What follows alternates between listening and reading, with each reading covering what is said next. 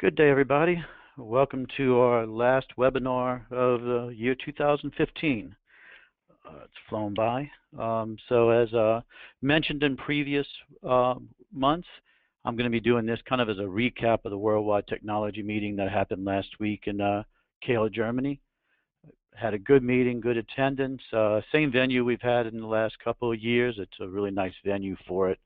I definitely would recommend if anyone gets the chance next year for 2016 to make arrangements to go. It's a good event, great chance to talk with the actual developers of the Dalim products, other users from around the world, and there's always a very good number of people in the audience that like to speak up, ask questions, and really prod Dalim to get things done that we want them to get done. It's a good group of people that have been kind of the core that have been coming to the event the last few years. So again, if you get that chance, please go. Nice chance to go visit the Christmas market in Strasbourg across the border. And security wasn't too bad. We were a little bit concerned about what it might be. The border was actually being protected, but it wasn't too bad. Just caused a little bit of traffic, and the Christmas market was actually fine. So just as a reminder, you can go to webinar if you need to zoom to either zoom down or zoom up to see things better. You have controls in the top left. And if you want to ask questions, please put those in the control panel. Should be on the right-hand side. Just put those in there. If I notice them while I'm doing the webinar, I'll answer those as they come, or typically I'll just go ahead and grab them at the end of the webinar. So feel free to put those in there. Or after, if you think of questions, of course, you can always email us at techs@blanchard.com, and we'll be happy to answer anything you have. I do have a version of ES5 running on my laptop now. So if you want to see specific features, go over stuff, or do it, you can email me at fred@blanchard.com. I'll be happy to set up a demo or go over some stuff. I'm still learning it. We had 2 days of training, but we can definitely see what we can do and see what we can find out for you. So one of the first presentations that they had that went over new things in the product was Michael Toulouse doing a dialogue engine discussion. So we're used to the current HTML5 dialogue engine, clean interface, very much simplified from the Java version, but they wanted to take it a little bit further. So they were studying kind of the GUI trends in the industry, looking at things like Google Docs, Microsoft Office 365 products, as well as some of the iOS stuff that you see. And they've actually taken the interface and cleaned it up a bit and added some color and new looks, as you'll see in this slide. So you can see the basic layout's still the same. You still have your notes and everything on the right-hand side. Nothing's really changed from a position standpoint, but a lot more color, a lot nicer look to the whole interface. Kind of see that zooming in on some areas. You'll notice there's a new button for area coverage. So one of the new features that's been added is to be able to do the total ink limit thing that we've had in the Java version, and put that and kind of get that same look of the green or the red color, whatever you want, showing what exceeds your total ink limit. Kind of just poking around the interface, top to bottom. These slides are ones provided at the Worldwide Technology meeting itself, so it's not something I came up with. One thing you'll notice as well is now on the pull down in the middle, you can actually directly download your history report, notes report, original document, or the rasterized version, as well as the document with notes. So you're starting to make those things accessible through the GUI itself. There's also, and I think they missed a screenshot on this, but there's also going to be a function to be able to do the approve all or reject all type functions that you had in the Java version as well. That's being added to the GUI. One of the nicer things is they've actually kind of did it as all responsive design. So the engine app itself will run on an iPad, and you'll be able to interact with it. So here's just a quick video of one of the Dalim employees actually using it on an iPad, going through and using it with pinch and zoom. Everything is touch responsive. So you'll now be able to take your API developments maybe, or dialogue engine implementations, and use it directly on an iPad. We still don't have the ES GUI itself done with responsive design, but there's something I'll show you later that definitely looks like it'll start leading us that way, where you'll actually be able to have an interface for the iPad for ES itself. Another thing they're doing is Retina compatibility, which is basically just a preference in it that says it's a Retina display for either iPad or MacBook Pro or iMac displays, saying it's Retina, where it actually just changes the resolution appropriately for those devices. What's coming next? They're saying they're going to have inside the engine itself or inside the app itself the ability to do file attachments. So if you want to add a Word document, Excel document, whatever it is that describes something you want done, you'll be able to attach that to a file itself. They're going to have note synchronization, so you'll see live notes synchronizing as users are commenting on a specific document. Compare alignment, this is something they've kind of gone over before and talked about before, but they'll actually have it upcoming this year, where you'll be able to do comparisons of files that don't necessarily match the same position on a page, and be able to align those and do the comparisons. And then waited for the closed loop calibration, using kind of something outside of Java to do the calibrations. You'll be able to take the HTML5 version of Dialog Engine and color calibrate your monitor directly inside of it. I think last year there was a code name of Sunrise that got changed, but I missed what it was changed to this year. So is it for Dialog Engine? So next, Christoph Roma went over ES5 and he threw some twist things into this.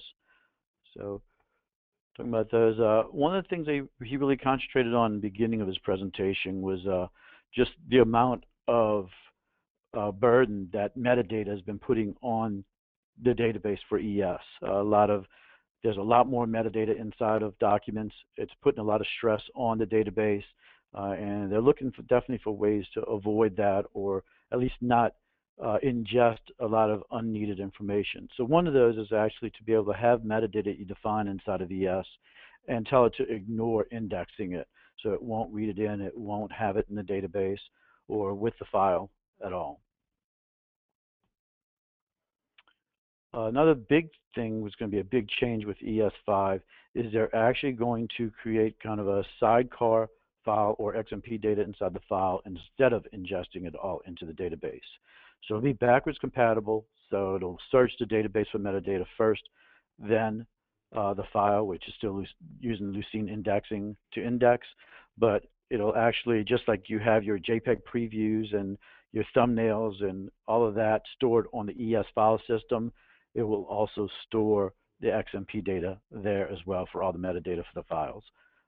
So taking a lot of that load off the ES database and getting rid of these databases that are growing over 50 gigs pretty quickly just because of the amount of metadata in their files. We're finally going to get metadata synchronization. So if you played a lot with metadata right now in ES with 4.5, you'll know that basically if you're adding job ticket information or inheriting metadata from upper level folders, unless you have an insert metadata tool in the ES workflow, if you look at the file on the file system, it's not being updated. That is going to change. It's actually be a synchronization method that you can turn on or off, so you don't have to have it on, and it will synchronize the metadata as it exists in this workflow as it's being updated. So when you download it, or even if you get it from the file system directly, that metadata will be uploaded. Now they're going to have some mechanisms behind the scenes here from we were talking, because the discussions got into if you have a folder in your file system that may have hundreds of thousands of files in it, and you change metadata in the containing folder, and it's supposed to propagate down. Do you want those hundreds of thousands of assets being all updated at one time? So they will have to address things like that, but it's definitely a good move forward, and I'll be happy to get rid of the insert metadata in my workflow, or the logic I've had to create in workflows to make sure the metadata is there when I need it. I see one question going back to the dialogue engine about the question whether the iPad is color managed, and no, currently, because the iPad really has no way to be color managed itself anyway, it wouldn't be color managed, or I don't think they render ICC profiles to it either, but I'm not sure on that. I'd have to find out.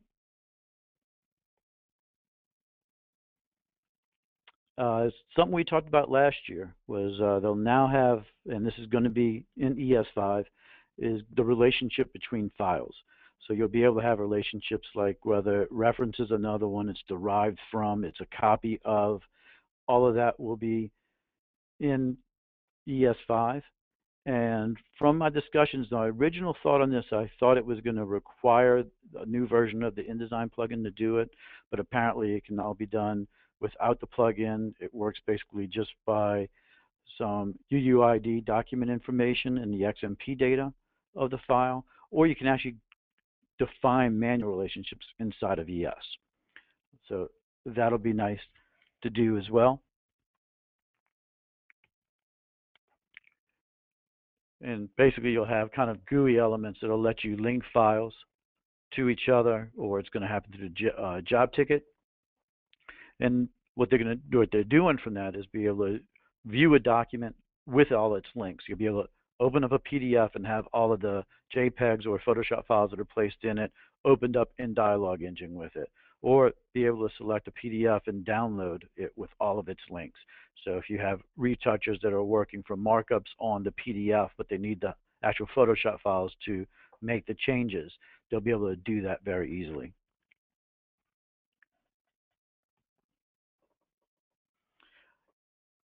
They're also extending that out to Twist so that all these relationships will actually be kept, even if you're rasterizing a file, for instance, inside of a Twist workflow or normalizing that file in a Twist workflow. That relationship will still be kept in the XMP, and you won't lose it. They're going to allow for asset expiration. So you'll be able to do things like watermark files or keep files from being downloaded. Whatever those are, you'll be able to expire them and limit the functions on those files. That'll be done basically using profile mask being applied to the files based on the expiration. Those expirations can be targeted either workflow driven or it could be with triggers and actions, which we're going to talk about later. Excuse me. So we also now will have watermarking. It's basically going to work the same way. It's going to work with a profile mask, and you'll be able to watermark files for specific users based on their profile at given points in the workflow and strip that out or change that. So the watermark will look like this. Right now, on the first release, or at least in the beta right now, it's a static watermark with the Dalim website, but it will wind up being customizable per your project templates. So you'll be able to have different watermarks put on the file for different project templates so you can use it for different customers. We talked about this last year a little bit, and that's going to be categories. So we'll finally have categories inside of ES, so we'll be able to group off workflows, metadata sets, color spaces, viewing conditions. Where it really seems it's going to come in handy is, especially be able to make a category for your workflows, so that if you have job tickets and customers are creating, or even users are creating job tickets and they have a choice of workflows, they're not going to see your 100 workflows that you have in ES. You'll be able to limit those into a category and only give them the 3 or 5 or whatever the viable choices are. Same thing for templates and things like that. So you'll really be able to limit down and strip down what people have access to or what people see, and use ES more for more varied customers.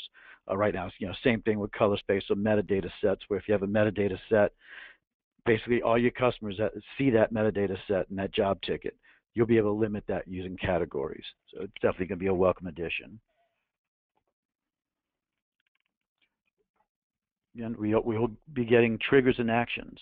So basically based on a metadata change or a file being taken in and out of the clipboard, we can trigger an action based on that, whether that action is to rename the file or send it to a specific user action, whatever it might be. will have control of that, definitely giving it much more DAM-like functions for ES, where you can build that kind of logic into it, do things like expiration, do things like, you'll see this coming up, archiving, all of that will be able to be done by triggers and actions.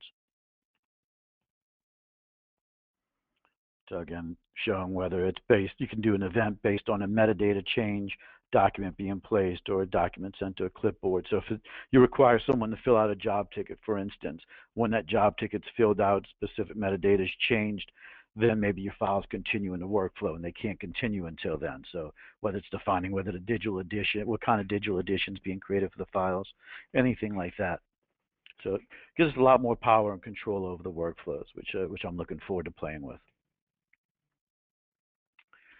Something I didn't expect them to do is now global annotations. So you'll be able to take an object anywhere in the ES GUI and add annotations to it like you see here. So in that top part, they're actually selecting the picture of Miranda Kerr and putting notes on the picture, but just in the ES interface. This isn't in Dialog Engine or anything. Also, in the bottom example, they've actually selected that font folder and put a note that place your fonts here. So you'll be able to take elements inside the ES GUI and add annotations to it. So kind of making it a smarter interface, or be able to put notes on the interface to tell people what to do. Also, a new thing that I hadn't seen them talk about before was a concept they're talking about called desktop. What desktop is basically extending what we're doing now with smart views. So we're using smart views to simplify the interface of ES and give users only the objects that we want them to. Desktops will take that even further, giving you a little bit more customization over the look and where objects are, but also being able to use CSS and Java to completely customize what it's going to look like. So you see the example here, the normal ES interface on the left-hand side. On the right-hand side, extended with some CSS, changing what the folders look like, all the images, everything looking completely different. Kind of a closer look at what that would look like, and basically your designers can do what they want to it. You have some basic elements like cookie crumbs and smart views that you're actually calling inside of here and changing that out. And what it basically is a job ticket layout. So if you're used to building your smart views now, you're used to building the smart views or your job tickets and having this job layout that goes with it, telling it where specific items are. There's whole new components that go along with the desktop. So you see a basket, breadcrumb, log out button, links, calendar icons. All of those are components specific to the desktop function that you can drag in and change what you want your interface to look like. Then you're defining that, and for a user profile, you're telling it which default function, like currently you set which smart view they're using, you tell it which desktop they're using instead. And again, you're customizing even further with CSS and JavaScript. So that's going to be a nice one. We had a little bit of training on that. Definitely not the easiest thing to do if you're not a web developer like I'm not. But if you're working with web developers and people who already mess with CSS, it really wasn't that difficult to do and set up. We should have, I don't have samples right now, but I should have samples on my ES5 server soon. So as soon as I start playing with that with my guys here, we'll get some samples and show you some samples of what can be done with that. A welcome addition is going to be Smart View profile rights. So you'll be able to have Smart View, look at it in the user profile, and change some attributes of it. So if you don't want someone to be able to have access to download files, even though they exist in your Smart View, you'll be able to turn that off, or whatever the action is. So you'll be able to modify the actions that are actually available to them in the Smart View. And I know that's welcome to a lot of people who have multiple smart views and different setups and some complex setups to kind of get around this limitation in 4.5. Also, they're extending out the use of this Smart View toolbar grouping. So we currently have grouping where you can kind of group a few different things and have kind of a project customer that They're extending it out where anything that falls under one of those groups, you'll be able to do something like view all the documents in the group or download all the documents in the group. So it's just kind of extended actions that act on everything that's in the group instead of still having to select multiple files and do those functions.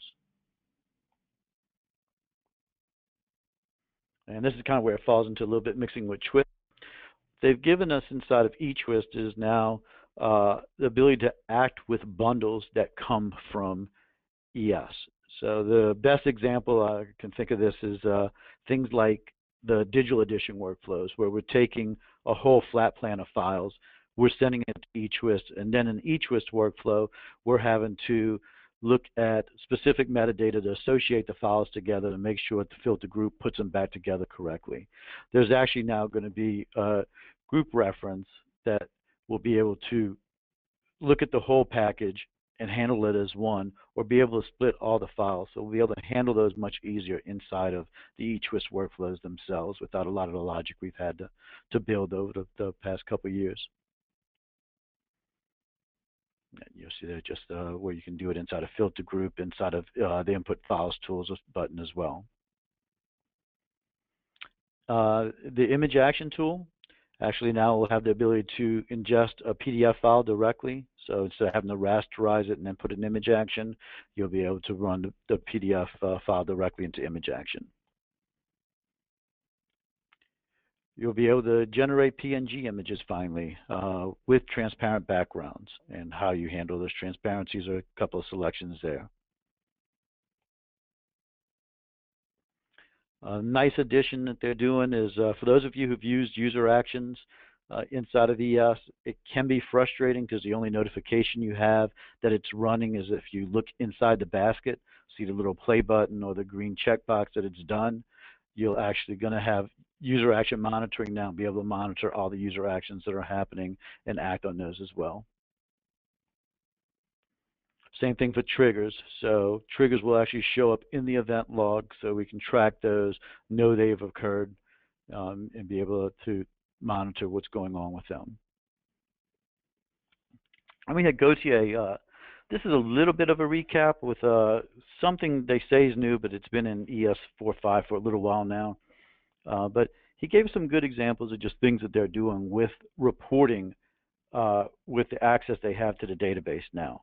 So they're not necessarily extending reports that they provide in the ES interface out of the box, but just showing again how to use the API and the JDBC driver to connect to the database or connect to ES and get information for reporting.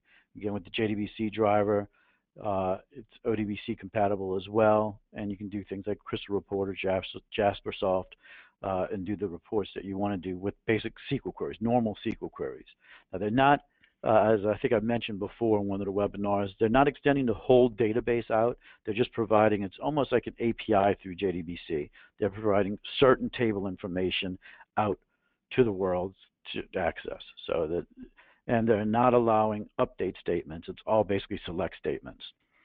But you can do basically like a query like this, and these are samples that we can pass along. So you can take a look at the number of users that are logged in during a day. So if you're wondering how your licenses are being used, if you're close to exceeding your license capacity every day, or if you really maybe can split off some users to another ES server you might have, things like that, you can do a basic report and find out what the logins are. Here's another one that he showed that basically just does a chart that shows us different file formats inside of ES. So, you know, JPEGs, PDFs, what are fonts, different things like that by looking at basically the Dublin core format metadata. Upload and download count. So this is one, although he kind of showed us a generic example, just showing us how many files are downloaded or uploaded overall in ES. This is one that I'm going to work with my guys here. We're going to play with and extend out so we can do this by user or maybe by a company or something like that. It'd be interesting. I know we've had discussions with some customers before to see how much their ES is being used by specific users. Getting that, I want to be able to extend this out and do that. Again, here's just an example using Jaspersoft of a report of approvals for a specific customer or a specific project. So right now, it's if you looked at the API and you tried to get this kind of information, it's a little bit limited because they restrict you to only by the logged in user. So whatever user you're logging into through the API, you can view their approvals, but it's not easy to get to the all approvals or what approvals are there for documents inside of a specific job. With the SQL example, you can actually do that. Then, of course, there's the full extension of the ES API, working with different tools as well and being able to provide different information. And what they've added to that I alluded to earlier is the production execute SQL. So even within the API, there's an execute SQL that will allow you to do basically SQL queries through the API and get information as well. They're now documenting the API fully at the api.dalim.com website. I think I've mentioned this a couple of webinars ago, or maybe on my last webinar. They're pretty much keeping up with this pretty well. The production execute SQL is documented there. I think I had even used a couple of samples or one of the samples from that in my previous webinar. So you definitely want to go to this site, get a login for the site, and it'll keep you up to date on the documentation, give you a test console and everything. It's a nice thing that they're actually doing. All right, and Gautier did a session on archiving in ES. So they promised us archiving a couple of years ago. They did not deliver that last year when we were hoping to expect it, but they are delivering it for ES5. It will work with ArchAware P5. As has been mentioned before, right now that's all it works with. It's a specific integration with that. They have not given us the kind of just basic version of it, but this is a nice implementation. So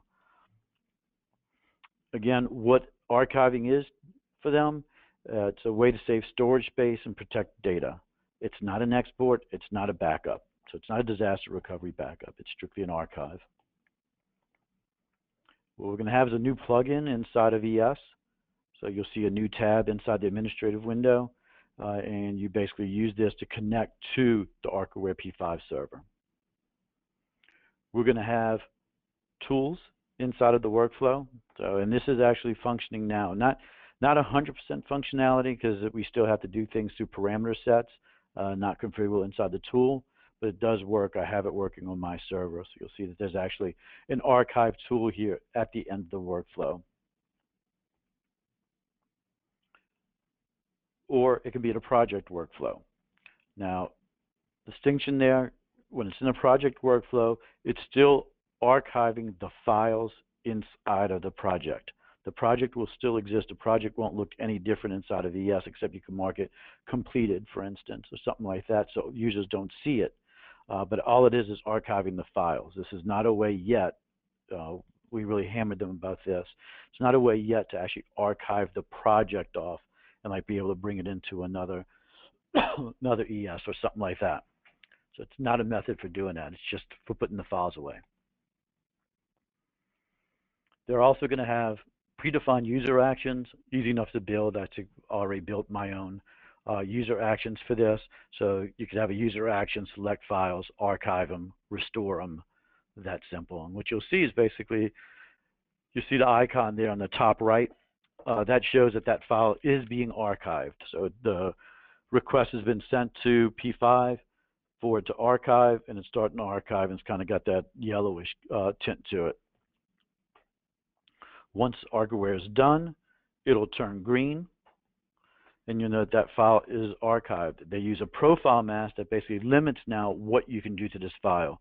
So you can't delete it, you can't move it off, you can't do things like that. Obviously, you wouldn't be able to use user actions on it to proof it or anything like that. Because what ArchAware does is actually leaves like a stub file behind. Stub file has a preview associated with it, but from an ES standpoint, they're using their own thumbnail.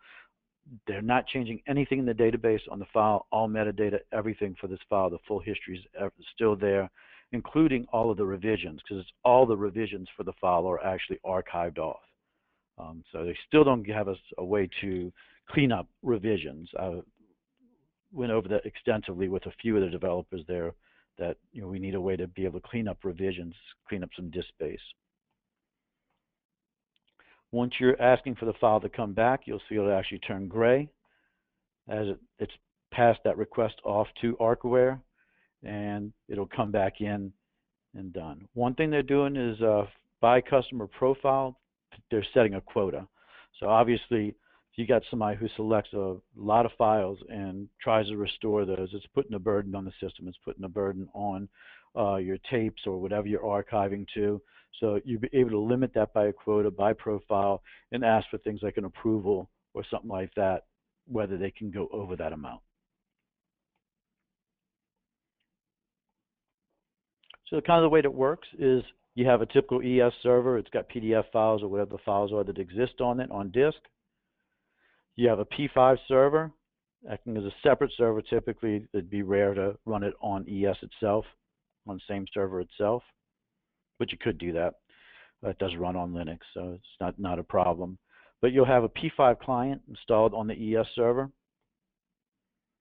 And when you ask for archive, basically it does a JDF request off to P5.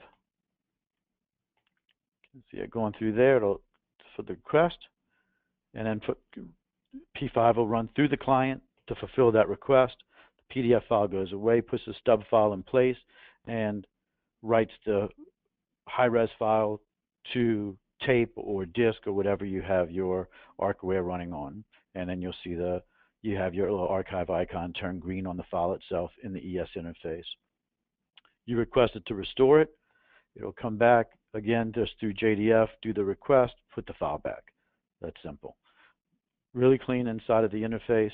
And there is a monitoring area for that, so you'll be able to see what's being archived, what has been archived. You'll be able to track that either through ES or you'll be able to see it in the P5 interface itself as well. As far as Twist, they gave us a few updates.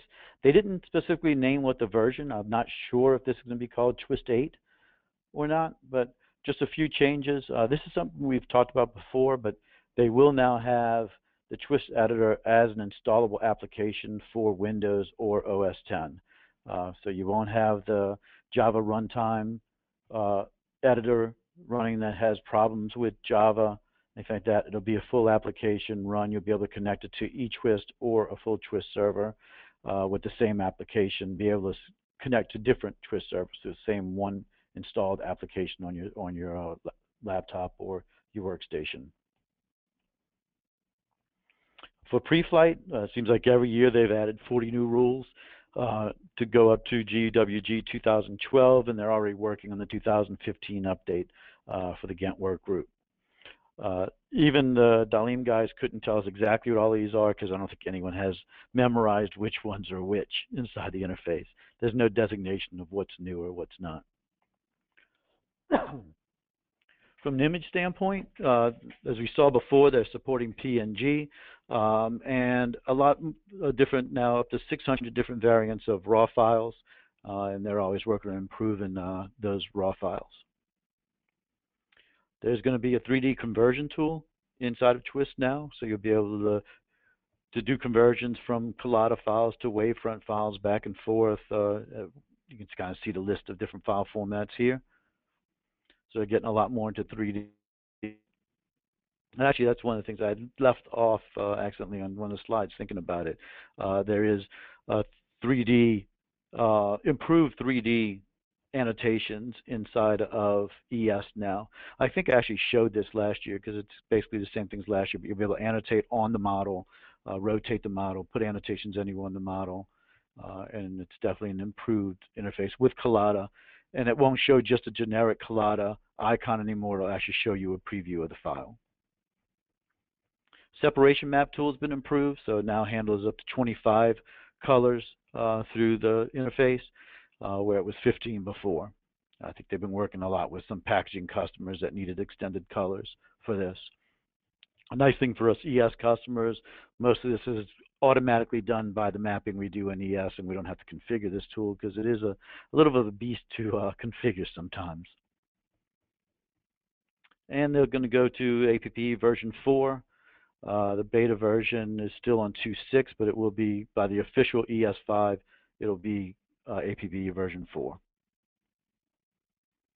For the plugins, it was some use today, basically, what we have today, basically we have the save to ES or export to ES through InDesign, only supported up to Creative Cloud 2014. They haven't done it for 2015. And as Dalim has come to find out, plugin development is quite a challenge for Adobe. Adobe changes their architecture, they change their kind of SOPs for doing them, the approval cycles. It's very hard to keep up with developing plugins for them. So what Dalim has decided to do is actually go with, if I go forward instead of backwards, they actually decided to go with Silicone Connector. So they're working with Silicone Connector to build the functionality that they want inside of the existing Silicone Connector plugin, which is already a very robust plugin. So eventually, we'll be seeing that this year. You'll be able to do things like browsing the ES file system, searching the ES server, placing files from the plugin into InDesign. All of those type of functions will be handled, revisioning, links, and some other nice features. So right now, kind of working before the Silicone Connector, if somebody packaged up an InDesign file with all its contents and put it into ES, it's basically just going to show up as a package inside of ES. Somebody downloads that, they'd have to go in and relink all of the files. Once they're using Silicone Connector, they'll be able to take those bundles straight out of InDesign into ES. Second user will be able to use the InDesign page with all the links existing, because the links will actually be to content that's in ES itself via URL, not file system level. So we're really looking forward to that. And basically the plugin will just be purchased through Silicone Connector. Dalim had not worked out licensing costs other than user models. So we're not completely sure how it's going to work yet, but that should be worked out within this first quarter.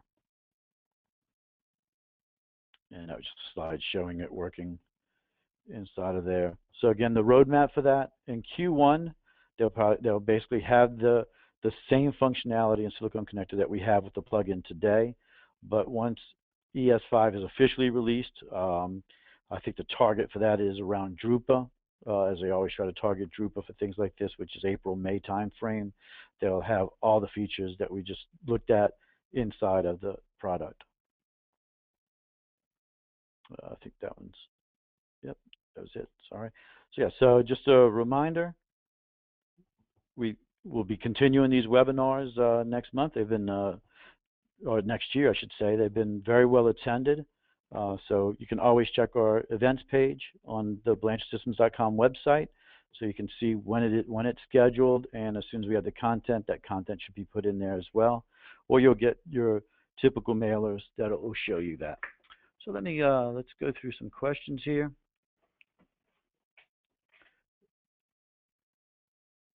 And I'm just kind of reading through the questions, so bear with me a second.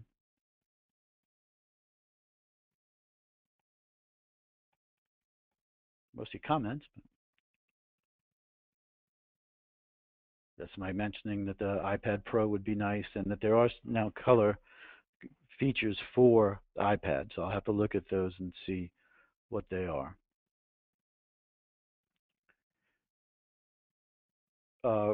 Somebody did ask more about reporting, and I covered a little bit of reporting. It was actually about a 45-minute session that Gautier did on the reporting. And again, doing things like storage usage and all that, if I'm not mistaken, I believe ES does ingest and have information about how much storage a file is using, so you could do storage reports and stuff like that more than likely. We do some of those at a file system level now, but it definitely would be nicer to do it from an ES standpoint. Another question I had is, were there any changes or is there any development being done to the Java dialog version? And basically, no. Dalim has pretty much ceased new development on the Java version. Everything is going into the HTML5 version. And obviously, that's because of the limitations of Java and the fact that it's getting harder and harder to use it. They're moving all new functionality to HTML5 and just working on trying to get all of the Java functionality into the HTML5 version. Someone asked about sessions, any improvements. Again, as with the last, I think, 3 Worldwide Technology meetings. Sessions was discussed in the room. Me and a couple of other um, distributors worldwide of pushing why it's necessary. Dalim's taken more notes on it and they're looking into it. But their compromise right now is to at least a note synchronization, which is nice to be able to see that notes are done. But I still would like to see full sessions on it. And this was a big one, and it actually did get a lot of conversation. Dalim is still working on improving the notification system. Did not make it for at least this version of ES5 because it would have held up the release of it because it's a large revamping of the whole notification system. But they are aware of the limitations they currently have with huge user and a lot of notifications going out and delays that happen sometimes. They're very aware of it and are working very hard to fix those issues. Another thing, and I don't have a question on this, but just the notification question brought this to mind, is I did also ask about queuing issues. We've seen a lot where the way ES queues, we do get some functions stuck behind other less important functions at times in the queue. So we have problems maybe sometimes with the interface updating quickly because just a milestone jump is stuck in the queue behind some each-wish job or something like that. There is supposed to be, they didn't talk specifically what they've changed, but they did say that there's a lot of queue improvements inside of ES5, and we should see a lot of improvements on that type of functionality. So I was really glad to hear that.